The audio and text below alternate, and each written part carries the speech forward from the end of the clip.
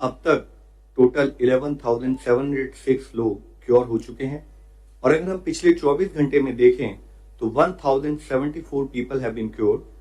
It is such a positive news that this is the highest number in terms of cured patient noted till date. और इसके साथ ही हमारा recovery rate अब देखें तो है बढ़कर 27.52% हो चुका है. पिछले 24 घंटे में भारत में अगर कोविड-19 के कंफर्म केसेस की संख्या देखें तो 2,553 केसेस बढ़े हैं, जिसके कारण की कुल कंफर्म संख्या अब 42,533 हो चुकी है. Total active cases under medical supervision की संख्या 29,453 है.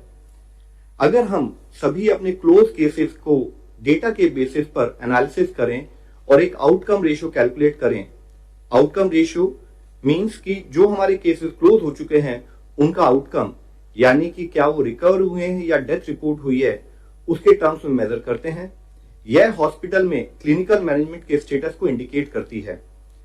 तो इससे पहले हम लोगों ने 17 अप्रैल में जैसे बातचीत की थी तो पाया था कि देश में आउटकम रेशियो 80:20 नोट की गई थी और उसके कंपैरिजन में अगर हम आज का डेटा देखें तो पाते हैं कि हमारी आउटकम रेशियो बढ़कर 90:20 नोट की गई है, जो कि 17 अप्रैल के डेटा से इंप्रूवमेंट के रूप में हम देख सकते हैं.